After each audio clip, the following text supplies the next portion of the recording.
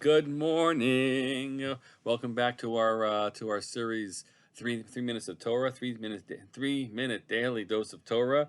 We are in a third part of the study of the first Mishnah in Pirkei Avos in chapter 4. And Ben Zoma has asked us to rethink what some of the things that seem so simple to us yesterday. Who is wise? And it's not just the most brilliant person that we know, but actually anyone who is able to learn from everybody else around him. That's a truly wise person. That's his first teaching. And then he asks and continues, Ezehu Gibor, who is mighty. And you can think of, again, all those the powerful people who are, whether in sports, the linebackers in sports, or the people on the battlefield, and stories from Tanakh that we know of, those people who are indeed Giborim. And yet he answers, wrong. Don't look to those people. Ezehu Gibor HaKovesh et Yitzro.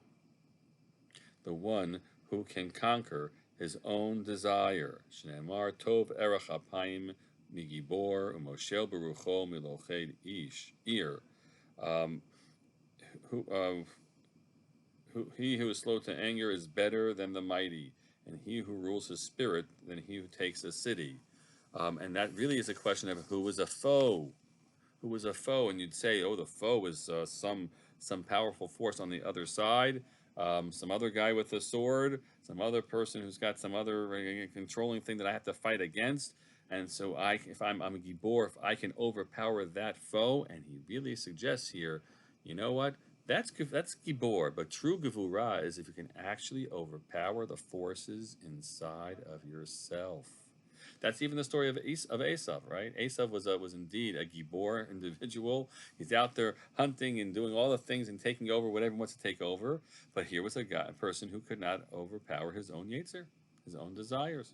And so many people who you think are so powerful and strong, and then you realize that's how weak they are. How weak they are when it comes to the demons inside of them, or the standard Yetzer that we all have in any given area. They're not, if they can't control that, then they're not really strong. That's not might. And in fact, someone who might not have big muscles, who might not be so talented on the battlefield or in sports or in any other way in which that version of gevurah is there, but they have actually worked hard to conquer the parts of them that are trying to drive them to distraction and to worse. Those people are the giborim. They're the ones who are not just heroes, but they're mighty. That's a much greater strength than any other kind of strength is. Think about your own gevurah today, where your strengths are, and how you and the different categories, and think about the parts of yourself that you might want to work on. And if you figure out how you can start to conquer them, then you indeed will be the gibor that Ben Zoma describes. Have a great day.